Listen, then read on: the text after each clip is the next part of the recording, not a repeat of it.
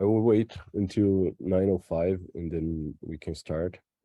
If you want to follow the tutorial in the second part, I recommend while we wait to clone this repository and install the conda environment. If you want to use Napari, so you can have more functionalities to visualize the tracks, or you can just click on the Google Colab link and you'll be able to run everything online, but the visualization is a bit more limited on Colab. I think we can start. So yeah, my name is Jordão. I work at CZ Biohub, where we on the higher lab, where we are studying developmental biology. And to do that, we have to track a lot of cells in the zebrafish embryo.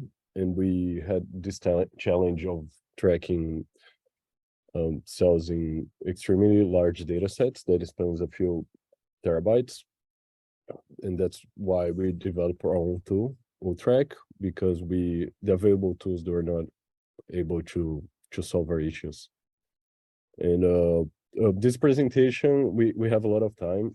We have 2 hours for the whole thing, so feel free to interrupt or ask questions on the chat, because I think we can be very interactive and get everything very clear. So first things first, to do tracking, we either need segmentation or detection. In this case, I want to be very clear what is segmentation. Is when you assign the pixels of the cells into clusters. And so we are trying to get each cell instance to be its own group. The other methodologies that do tracking by detection, they avoid segmentation, so they just try to detect the center of the cells and connect them through time. I will also mention here what I call detection mask, is when I just binarize what is foreground and background. So the problem of segmenting the cells is just about splitting the segments from the pixels inside these foreground masks. So a brief review how tracking is done. First, you have the cells, you detect them, and then you try to assign some probability or weight over time. And then you pick the most likely connection, and you do that for every cell. And the main problem arises when there's a segmentation error, because the tracking gets much more difficult, and this could lead to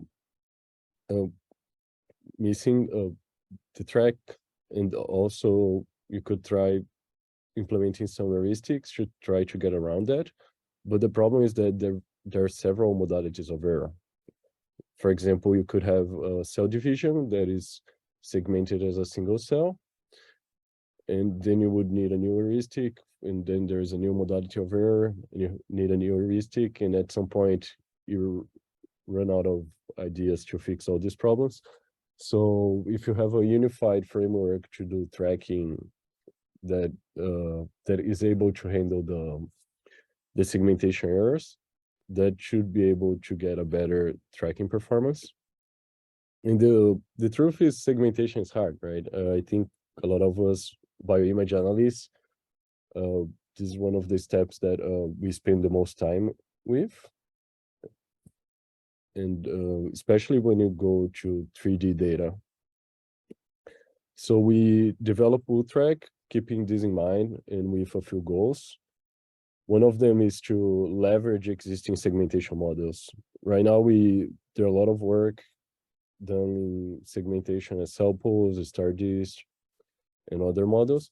And there's also always a new computer vision method that should be able to achieve a better performance. So we should leverage these existing models. And also a lot of effort is put into annotating the data. So if we don't need to annotate our data ourselves, and we can use the existing trained models, that saves a lot of time. Tracking should be somewhat robust to segmentation errors because we're still not able to get perfect segmentation, and but sometimes when you look through time, the segmentation error might be a bit obvious. So we could try to use this temporal information to solve the segmentation errors. The package should be able to handle multiple kinds of data, 2D, 3D, multicolor with minimal effort. And this mean not only supporting the context, oh, you can run 3D datasets, but can the package help you use the existing models, the existing 3D models or 2D models to segment your 3D data? And the same thing can be said for the multicolor. And also support a lot of file formats, because if you have a large data set and you choose my package, you need to convert the data, that might block you to using it, because converting a few terabytes of data, it can take a very long time. You might not have a lot of space to deal with that. And also it can lead to problems of data duplication. So to do that, we do joint segmentation and tracking. And we develop an approach where you start with a set of segmentation hypotheses. And as we optimize a function to associate the segments over time, we ended up selecting the segments and doing the tracking. And all of this is based on a relationship between segments and contours. So starting from a segmentation mask, it can be mapped to a contour by checking which pixels have neighbors with different labels. And we can convert the binary contours back to a segmentation label by filling these closed contours with unique values. And this relationship go even further when you have multi-level contours. They're equivalent to hierarchical segmentation.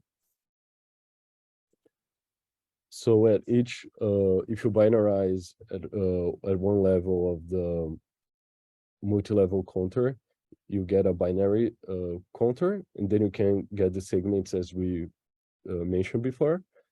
And as you increase this threshold, you're merging different regions. And you can increase even further until you have a single segment. So you have these nested segmentations, which we call hierarchical segmentation. And but the tricky thing is that when you look in practice, the segmentation that you want, in this case our cells, right, is not in a fixed threshold in this multi-level contour. So you might need to do what we call a non-horizontal cut. And this is an open problem. So in clustering and segmentation, so what we did was we proposed to use the temporal information to help finding these clusters. So that means that we compute several segments, right? This build our segmentation hierarchy. And then we will look at the association over time and select the segments that are most consistent over time. So let's assume we have 2 frames here. We computed this hierarchical segmentation represented by these nodes, and we compute an association score between them. And we do this for the whole data set, not for per paraframe. And then we formulate a constraint optimization problem where we select the edges with the maximum value. So we maximize the sum of the edges between the nodes in different time points, while constraining so that a pixel belongs to a single segment. So for example, here, if we have a few pixels belonging to AB, they can, the segment A and segment B cannot be selected, so they're blocked. And the same thing is said to C. So C is selected, CD, which has overlap with C, cannot be selected. And by doing that, we are able to do the segmentation tracking at the same time. So I'm going to give a brief example how this can be used to nucleate segmentation. So starting from fluorescence image, you could have just standard segmentation labels. So in this case, we would not have a very sophisticated, we don't have a hierarchy, it would be just a flat segmentation. Ultrack converts to an intermediate representation with the binary detection mask and then the cell contours. And then we execute our optimization problem, and we are able to get the cell tracks. But what we need to keep in mind is that this concept of applying the segmentation multi-level contour is much more broad than applying from segmentation labels. So in here we have a zebrafish tail dataset. It's 3D. We use difference of Gaussian to detect where are the cells in the foreground versus the background. And then we build something that is similar to a multi-level contour map just by inverting the intensity images. And that's the image on the right. So we invert and blur, we get something that is similar to the contour map. And then we can track this directly. So it can work with very simple approaches that might not require as much effort as deep learning approaches when you don't have a trained model. So you don't need to annotate data or fine-tune your own model. This is not limited, this package is not limited to nuclear segmentation. So we apply to a membrane dataset.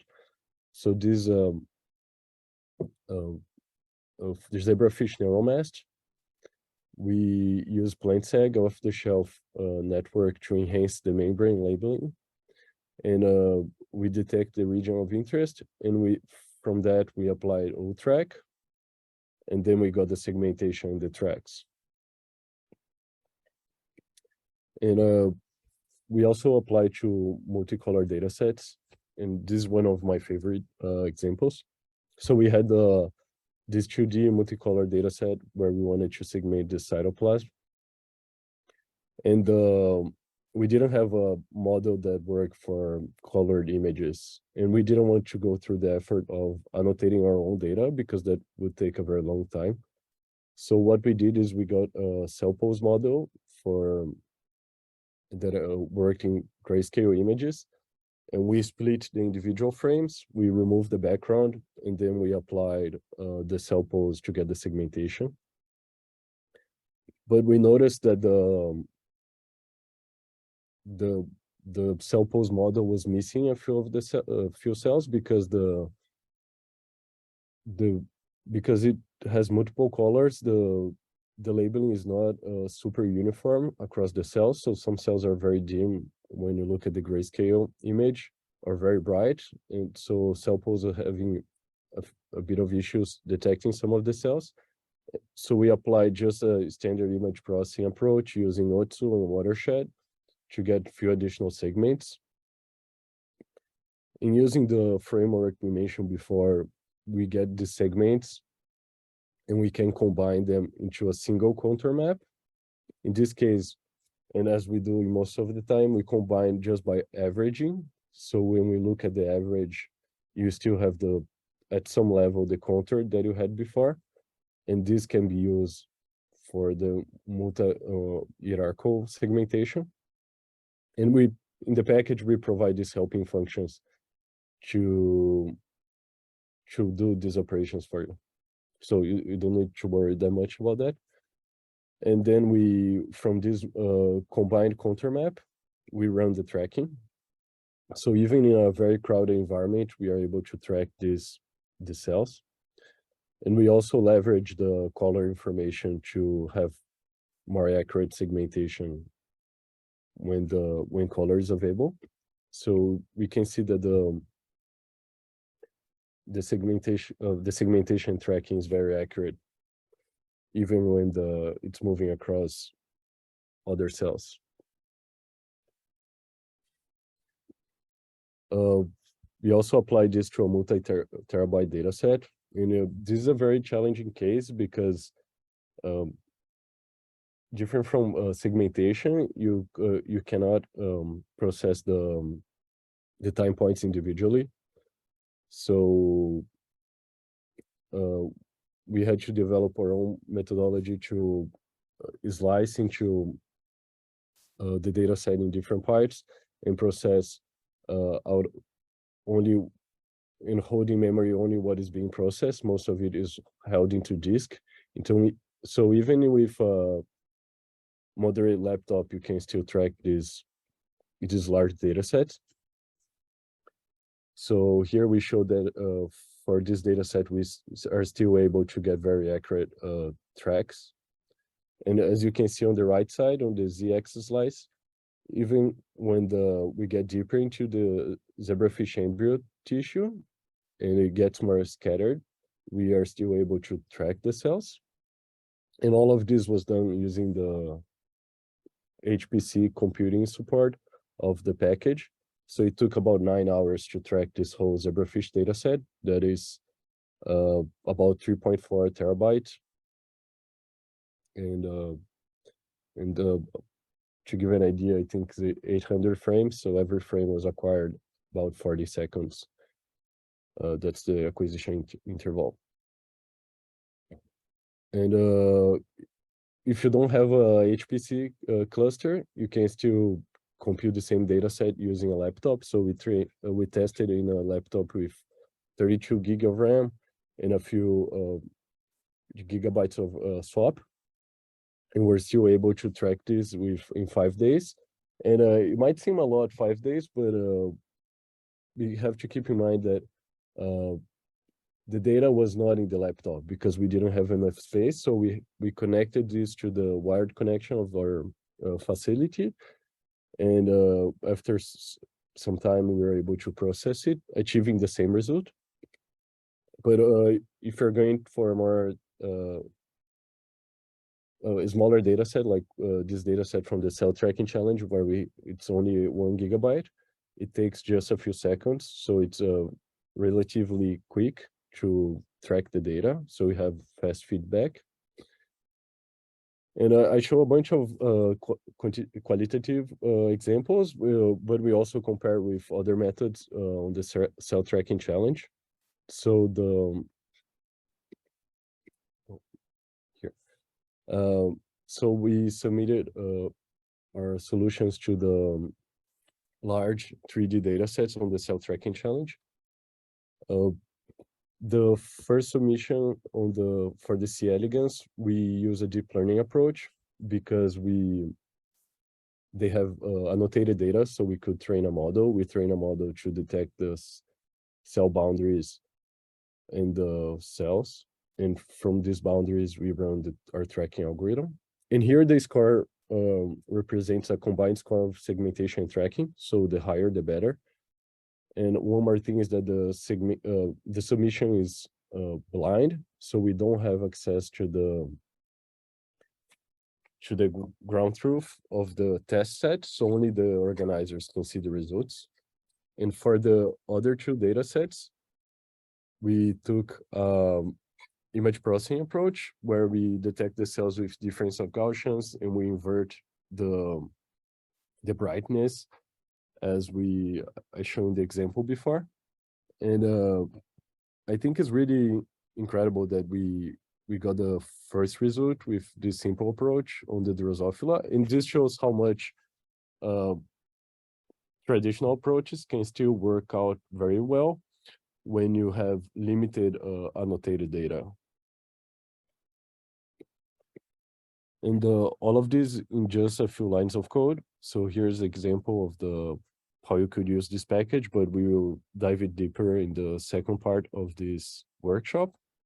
And also we have several Jupyter notebooks with examples on the GitHub repo. And I think for all the examples that I show here, I have a way to reproduce them there.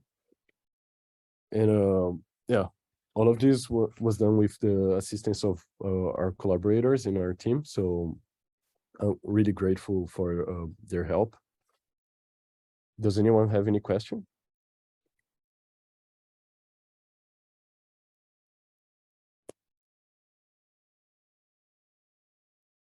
Okay.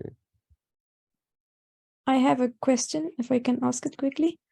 Yeah, sure. Yes, very impressive work. I really like it. I saw that actually when the cells were dividing, you also keep track of the daughter cells, basically. So you have the full tree, basically, at the end of the tracking. Is that information kept? Yes, we have the full tree. So when we formulate the problem of associating cells over time, we also have biological constraints. So that means we allow cells to divide, but only into two cells. And we also allow cells to move into the frame and leave the frame. So if you have a limited field of view or just cell death, we can handle that too. So is that also what you use in case you have to chop the big data set in multiple small windows and you're tracking a cell, but it happens to move out of that particular subset?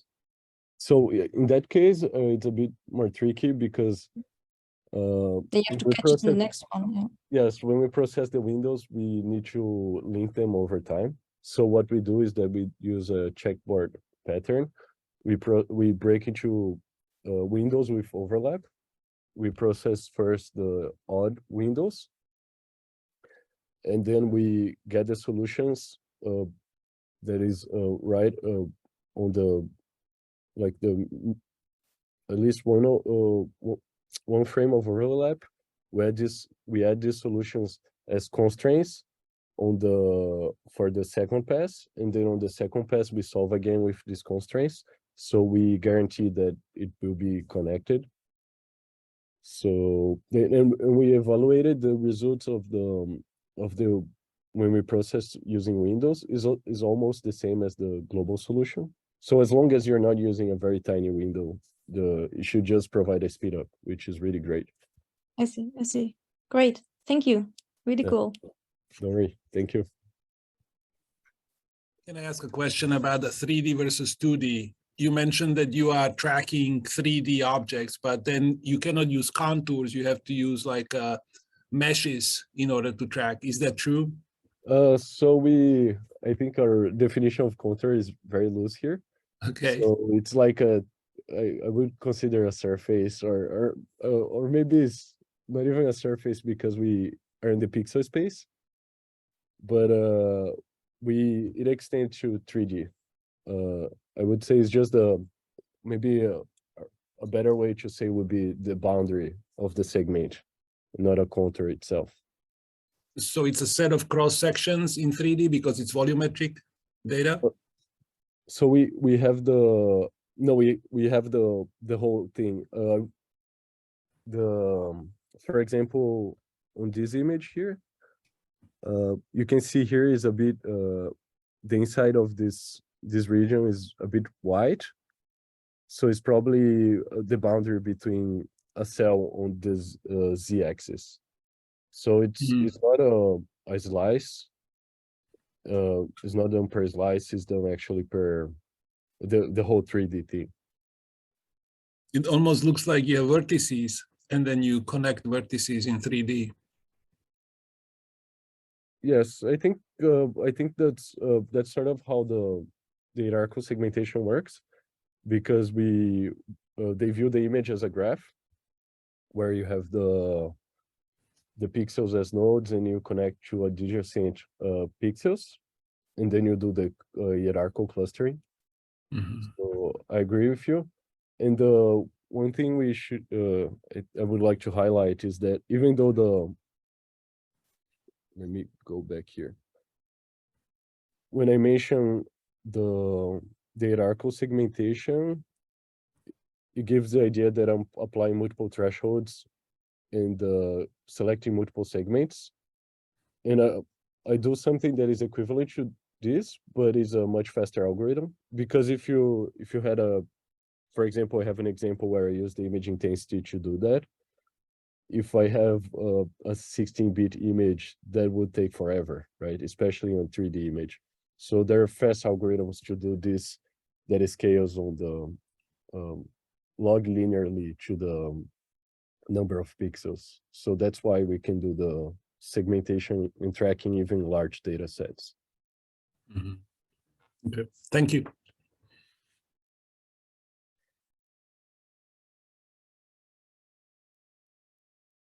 Is there any other question?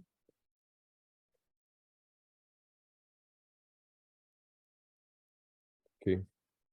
So I'm going to move on to the tutorial, the interactive tutorial. I'm not sure if everyone was here during the beginnings, but here we have the GitHub with the interactive part. So there's two ways you can follow.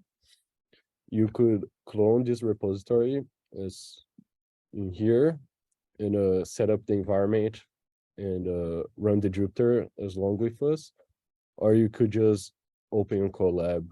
You need a Google account to do that, but I think that would be the easiest way. The only downside of using Colab is that you have some limited visualization capabilities, so you won't be able to visualize the tracks, only the segmentation. And if anyone has any issue, just post on the chat, because setting up Python environments sometimes can be complicated. And if you're using the Apple Silicon, keep in mind that you need a different environment file.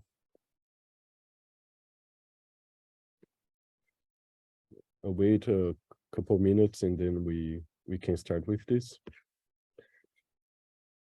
Also, while we are here,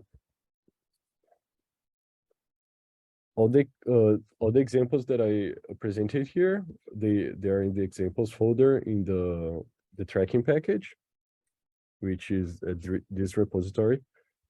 So if you follow the instructions here, you can create the environment required to run the example, and then you can replicate our analysis. And if you have any issue, feel free to ping me, because we are looking to improve the software. So we need some feedback. Right? So here this is how we did the multicolor tracking, for example.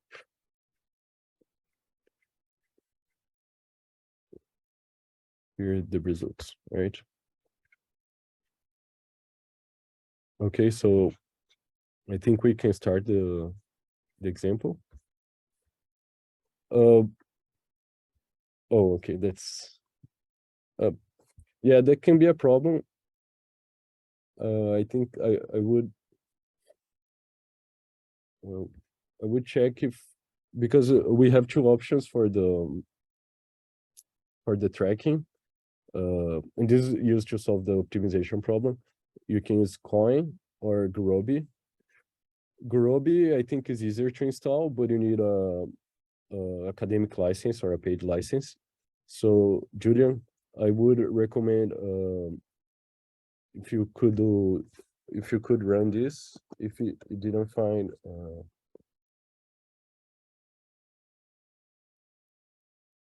oh, sorry, I think in your case I would install Gurobi, and you if you're in an academic institution, you can click here. So there's this additional resource and you can request a license. And Gurobi is, when you go to the large data sets to track, you need Gurobi. The open source package, which is the coin that Julian mentioned, it doesn't handle the very large data sets.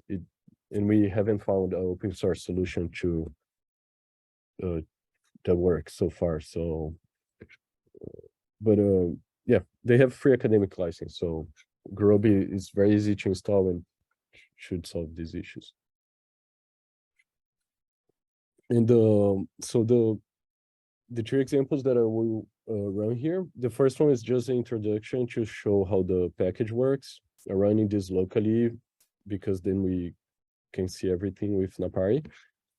But the second one is with multiple labels. I think is a very neat example because it's a similar case to the multicolor scenario where we had cells with very different contrast. So we were applying cell pools and we were not able to get the optimal segmentation with different parameters for normalization or the network parameters. So we can use the tracking to find a solution which spans several different parameterizations. So in some ways, rather than optimizing a parameter, we compute a bunch of solutions and we just run the tracking and that achieves a better result. One more thing, if you're having any issue setting up the environment or Colab, there's also a PDF with the pre-computed results. So if you go to the repository, there is an intro.pdf and a multilabels.pdf where you can follow along too. So yeah, here's some required steps. If you're in Colab, you need to install the packages. It will ask to reinitialize the runtime. You need to reinitialize, and then you can also follow these instructions to select the GPU. That will make cell pools process much faster. The tracking steps, we don't use GPU, so that's not an issue. The next cell, we download the data set here. So we already have the data set. This is a data set from the cell tracking challenge. Wait, let me restart the notebook actually.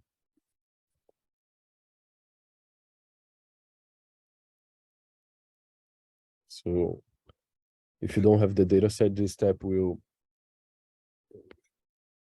download the data set. We import the libraries. I'm not running a Colab, so you can I change this variable to false, so I can visualize using Napari. Otherwise, we use the stack view.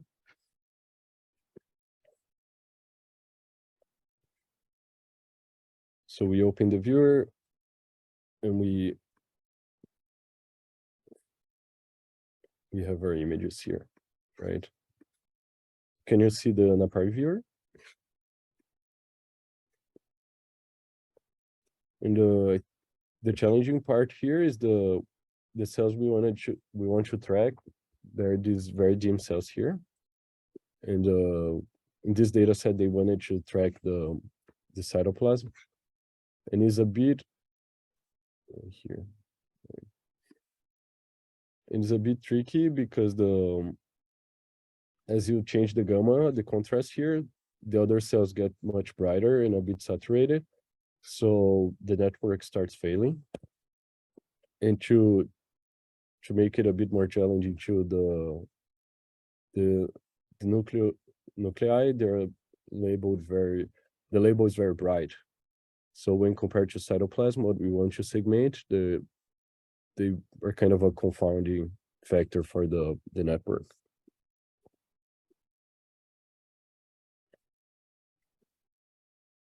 So since we want to segment and track the cytoplasm, I got cell pools. I use Cyto2. And this is a wrapper of cell pools that we implemented here. So it's a bit simpler to use. But so what we did is we create the cell pools model, we set to run with GPU, and we define a predict function where we normalize the image and we apply the cell pools model. I have optimized a few parameters here. So we set a different diameter. I'm not normalizing the image because I'm normalizing beforehand. I'm normalizing beforehand so we have more control. And then I use this function array apply, which is provided by ultrack to apply functions to independent time points. And we applied this predict function using the parameter of gamma equals 0.5 to every image, saving the output to the cell pose labels.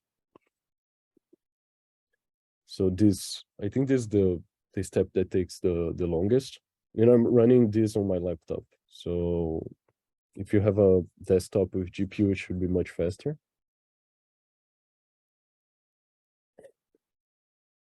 Is everything clear so far?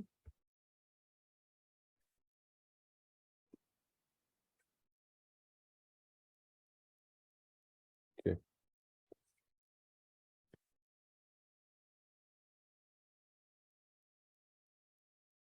And this is a very small data set, only 30 frames, but if you go into Colab and uses zarr storage, you can track larger data sets using very few resources. I think memory is usually the main constraint. And for example, here, this multicolor data set is about 200 frames or 190. Oh, sorry, it's 300 frames. And we are able to track,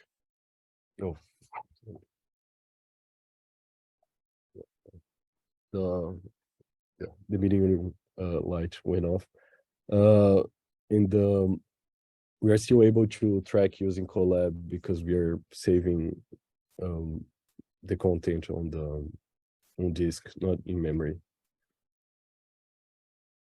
So going back to the example here, just a few seconds left.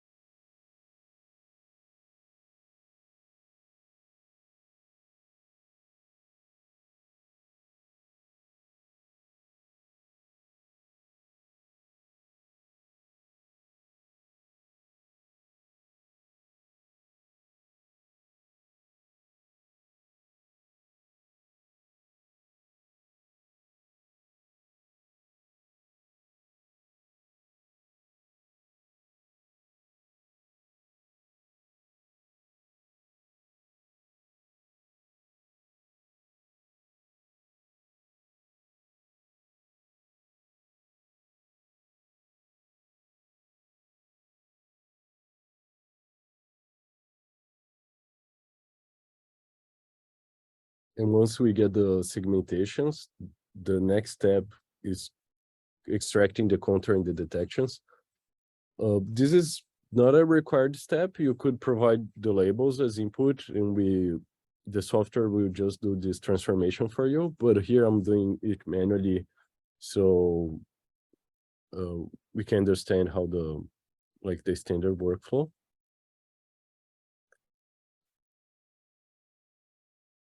Okay.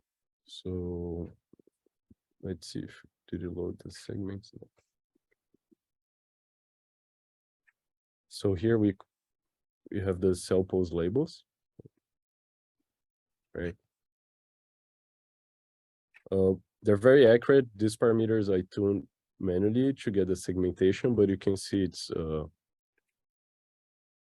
sometimes the cells they're not very consistent here, right? We're missing a few cells, but the results are great, right? Like here. And this was after very carefully tuning the parameter. So what we do is we convert the labels to detection contours. So the detection, I just binarized the segmentation labels, right here. Right, you see it's sometimes it misses a few of the cells, but the very minor mistakes. And we compute the contour maps. So these are we just extract the binary contour of the regional labels here.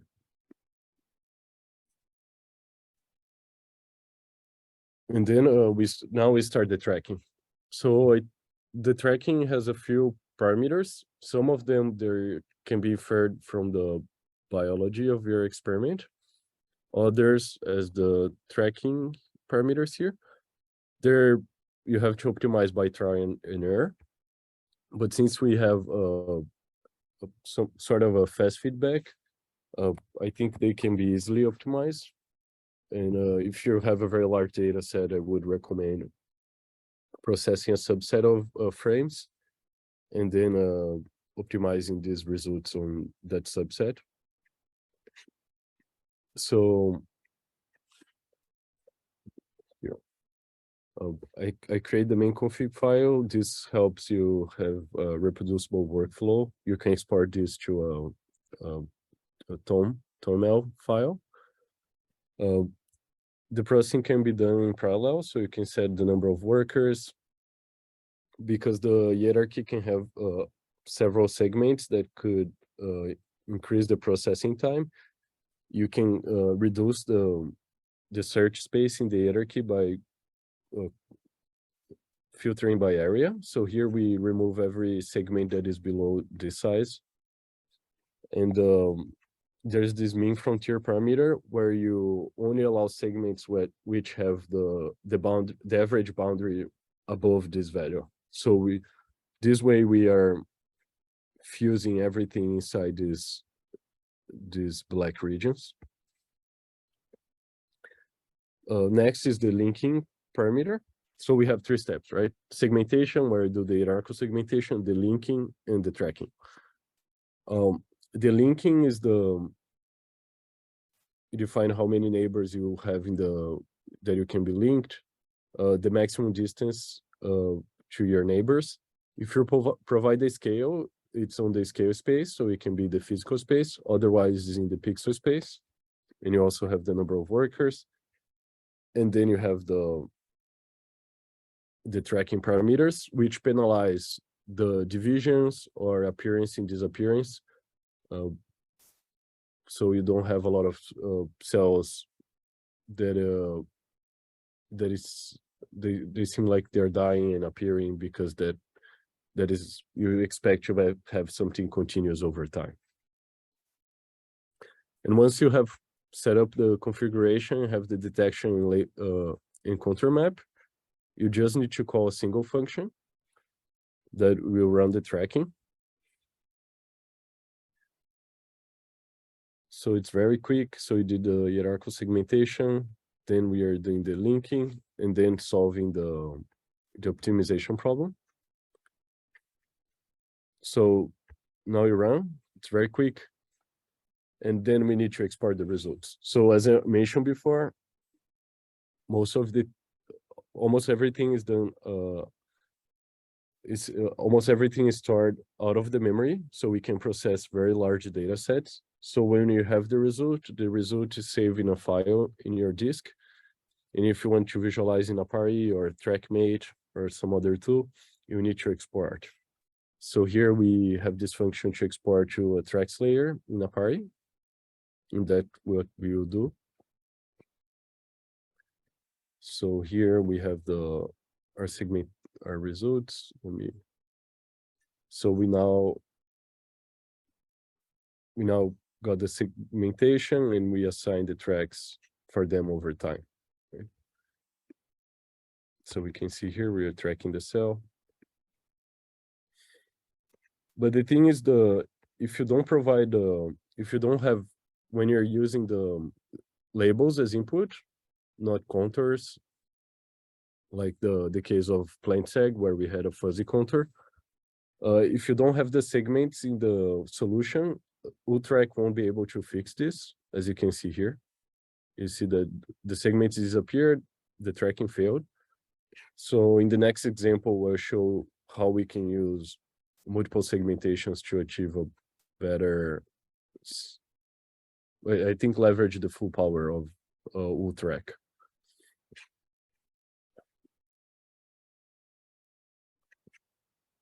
And finally, we can also, like, this data set is from the cell tracking challenge, so we can get an idea of our accuracy. For that, I'm using track accuracy package. And here the detection accuracy is 85%. Is not actually the percentage, they have their own metric, but it's how much you need to change to reconstruct the graph of the lineages. But this is a reasonably good result. Does anyone have any question?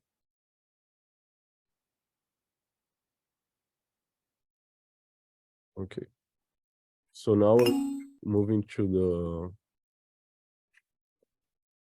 the other example.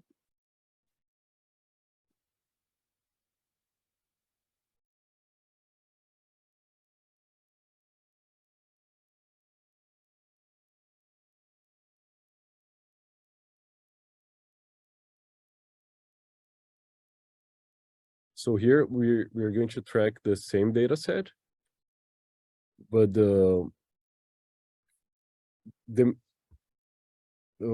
I'm trying to simulate, in this example, a more realistic scenario where we haven't optimized the, let me close this.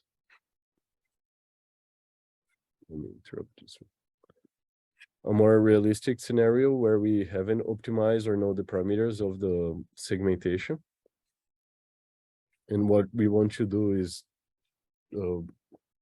compute several segmentation with different parameters, supply all of them to ultrack, and then get the results and see how it went. And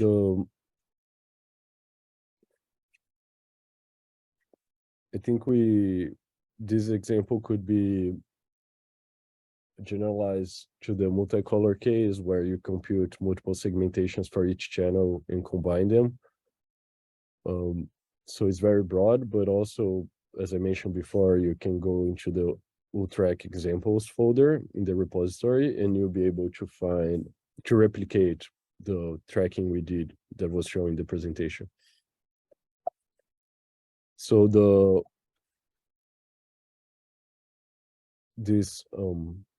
we start the same way as the other one. If you're using Colab, you can install your dependencies, the required dependencies here. You need to reinitialize the environment. You can download the package, the images from the cell tracking challenge, and import all the libraries. Remember to change the variable if you're using Colab or not. And then we load the data set. The thing here is we'll set up the configuration first, because we'll do the tracking segmentation at the same time. And the only thing I change here is the minimum frontier parameter, because we will compute several segmentations. So I want to avoid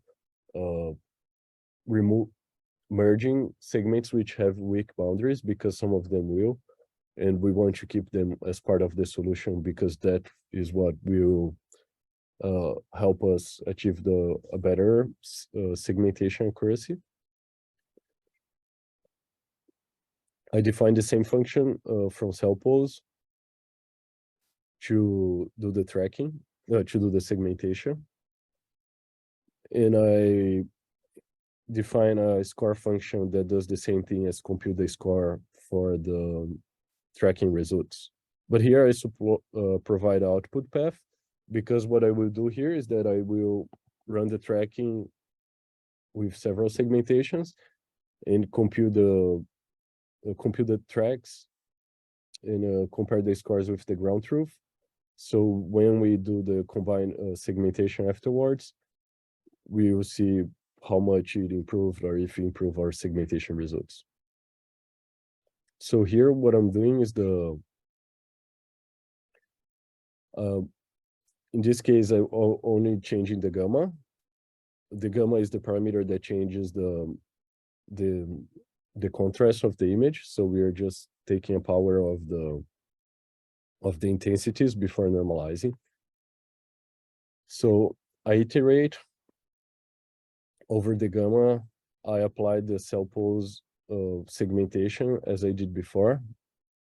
I'm storing the segmentation results that I got for this value of gamma in this all labels list. And then I compute the tracking. And in here, you can see that rather than providing the contour and detection maps, I just provide the labels. And from the labels, we can do the tracking. So it's very simple interface.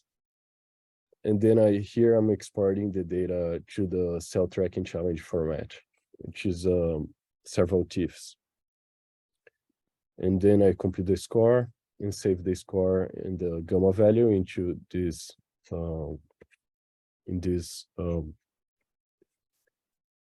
metrics dictionary.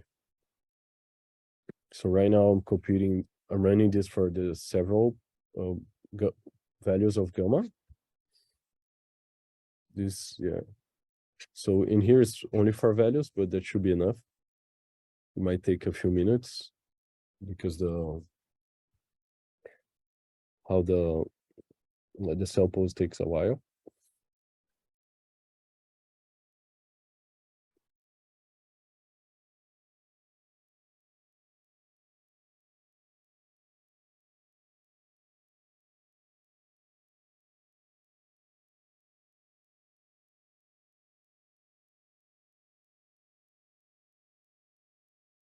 So while we wait, I'm going to follow through the PDF here.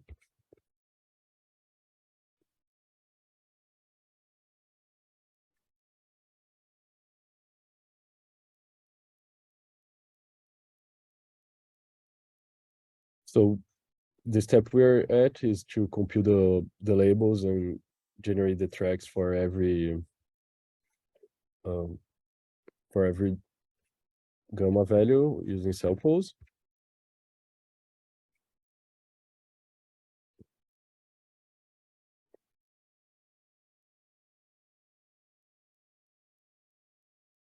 So here we will have the scores.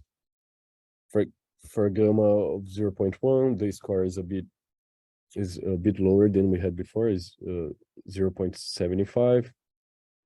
Then for 0.25 is getting a bit higher. We have 0.5, which you had was the one we used before, so it's 0.85.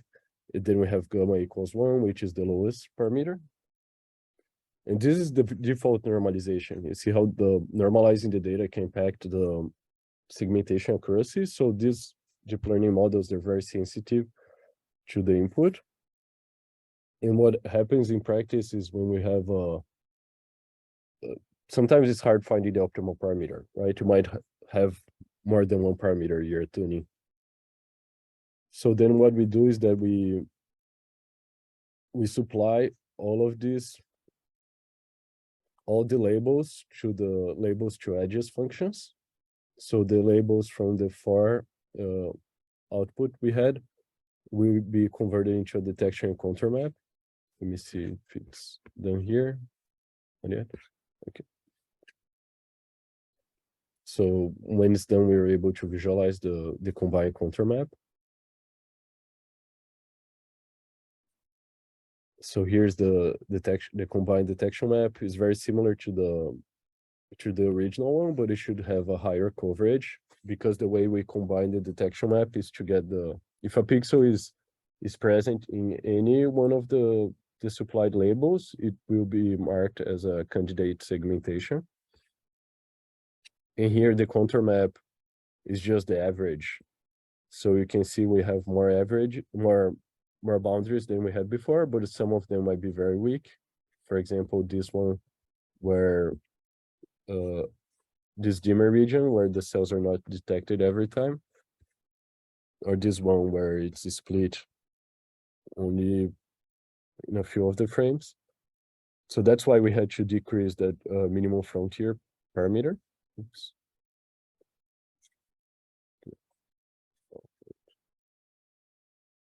Here.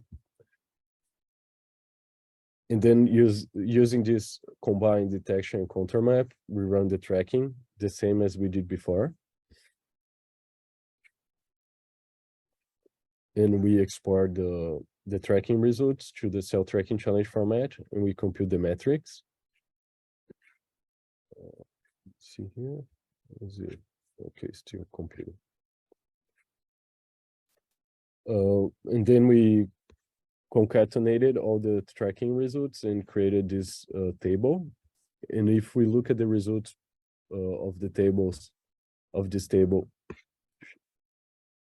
if we look at the results for the different values, we can see that the combined contour map, where gamma is set as none because we don't have a fixed gamma, we achieved the best result. So the detection went from 0.85 to 0.9, which I think is really good, considering that a lot of times we don't know the optimal parameter, right? So we went from having to tune a parameter for the segmentation to not having to tune that and achieving a better score. And then it's the same thing as we did before. We export the results so we can visualize using a party. Here.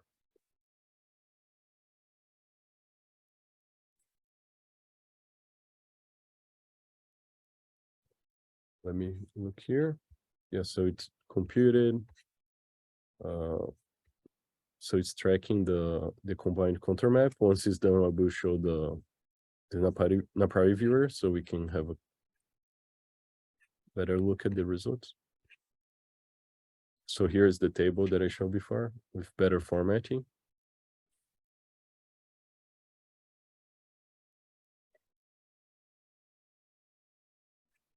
And the results. So yeah, here is the segmentation result. So you can see especially in this region, right? We got to improve result by combining the multiple segmentations. And here is the contour map, which I think is the most relevant one. Right. So we have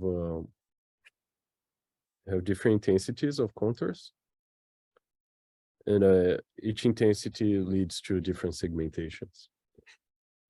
But all of that can be abstracted away, right? You only need to provide the labels, a single label or multiple labels to the segmentation and to the tracking function, and from that we can track. Oh, there's a comment on the chat. Yes, you can combine from multiple methods. So as long as you have segmentation labels, you can combine them from any method you wish. And also you could combine the contour map, but then the problem is you need to be a bit careful how you normalize, right? For example, you could use plant seg if you're trying to segment the membrane, and then just convert your labels to contours as we do here, and then combine that fuzzy contour map from the labels with the plant seg results. Is there any other question?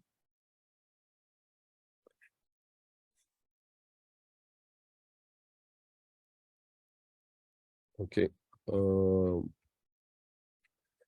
So that's it for the tutorials. I'll go back to the slides and explain a bit about how the math works. Yeah,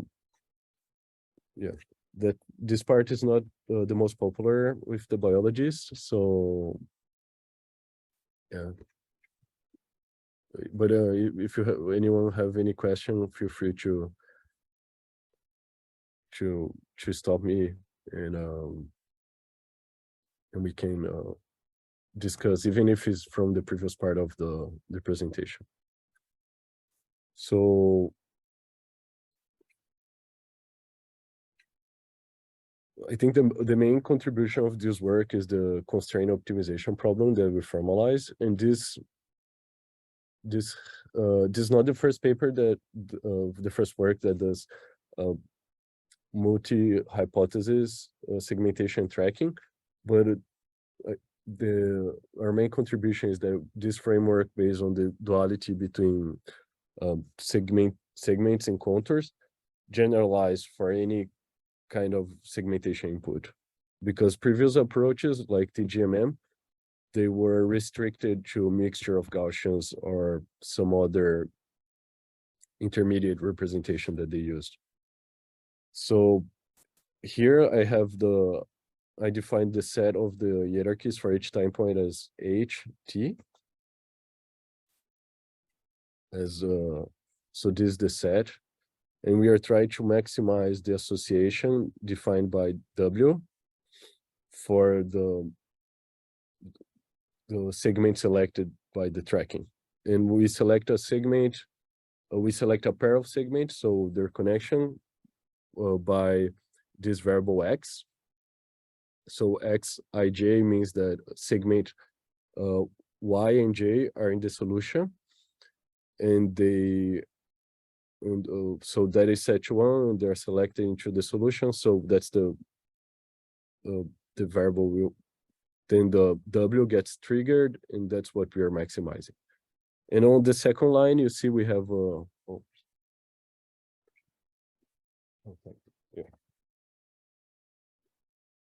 the second line, we have this W alpha, W beta, W delta, which penalize and allow appearance, disappearance, and cell division on that order. Next, we have some auxiliary variables.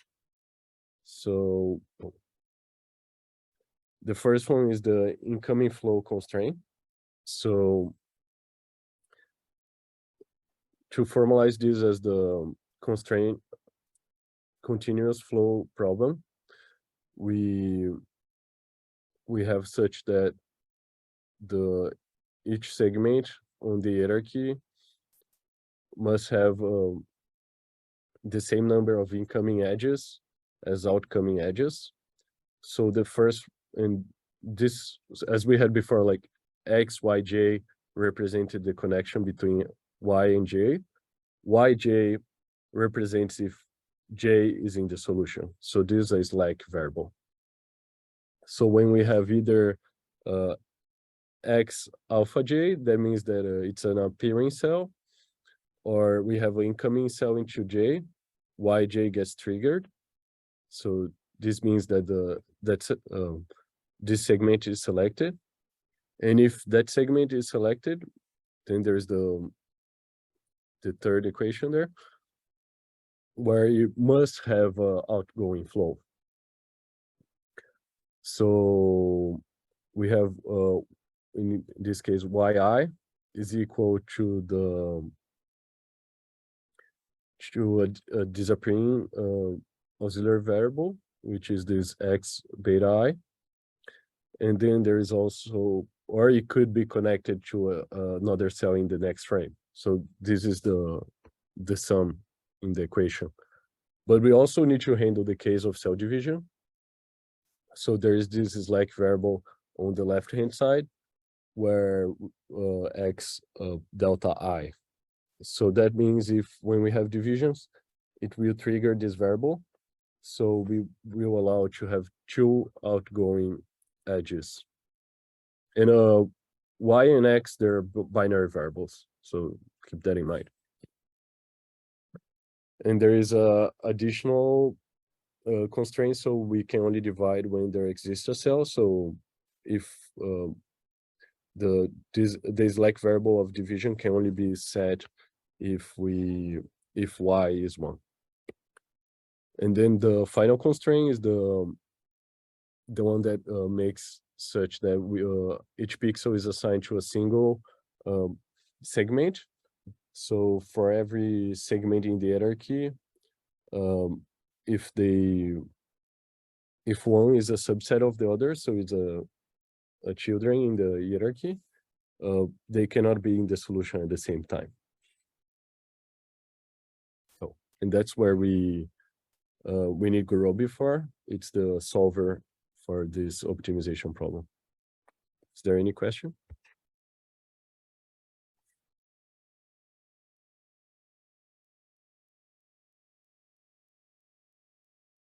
Okay, so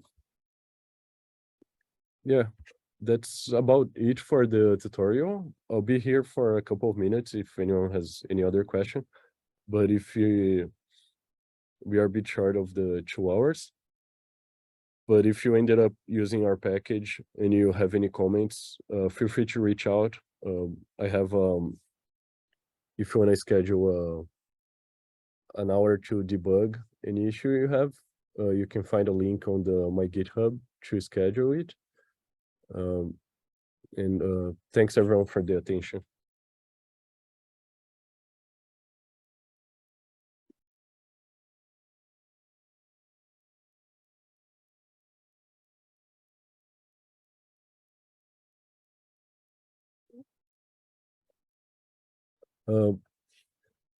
So yeah, there's a question if you could provide manual input. So the way you can provide manual input right now is that you could have a labels layer in a party. You could draw your own segment and then provide that segmentation as one of the inputs. So you would make sure that segment is in one of the solutions. So that way you can provide manual segmentation. For the manual association between time, we have an API for it, so we can do with code, but we don't have any interface for it. Because the same way we put constraints when we are processing tiles, so some segments are part of the solution. You could do the same thing with the manual input. So, but you have to dig a bit into the API. I should document that, or at least provide an example so it's easier to find. But if you go into that direction, we can chat more about it. I could get in your input. What is the best way to do that too?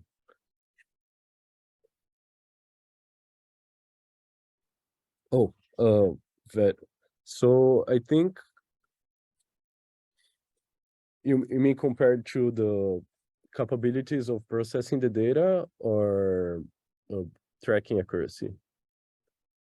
Because tracking accuracy, at least for the large 3D data sets, we are one of the best softwares right now. So by best, I mean, we got the high ranking score in the cell tracking challenge. I think the truth is, when you have perfect segmentation, any method for tracking will work, right? So I think our method has an upper hand when the segmentation is imperfect, which right now I think is the case where when you have a different data sets than the one which were annotated for the deep learning models, because then that's when they start failing, or when you go for 3D data sets, because right now the 3D the 3D prediction models, they're not as good as the 2D ones, and because I think we lack the training data to have very strong deep learning models. And I think another aspect that I think our software is a bit better is in the variety of inputs we are able to process. I cannot say by other tools, but I don't know if they can process terabyte scale datasets or multicolor datasets. Does that answer your question?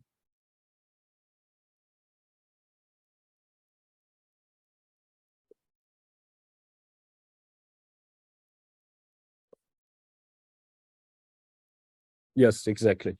So I use difference of Gaussian, and I use Otsu. I think I applied I multiplied Otsu by a scalar to make it so I detect more cells because Otsu was missing a few cells. And this is what I use for the zebrafish tail bud here. For the large zebrafish here, I train a neural network to detect the cell boundaries. If you also work with zebrafish, I can share with you the network weights or just fluorescent images. But it's not this code is not that polished, but I think we could share, and we have a trained model which is I think that's the hardest part, right?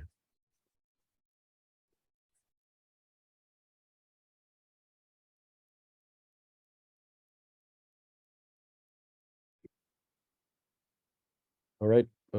Any other comments?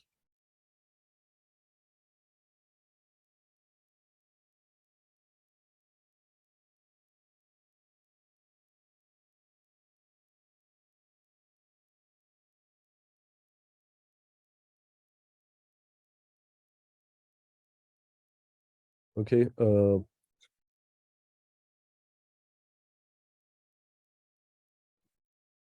Thank you, everyone. I'm going to stop the recording, and I think enjoy the rest of the I2K virtual conference.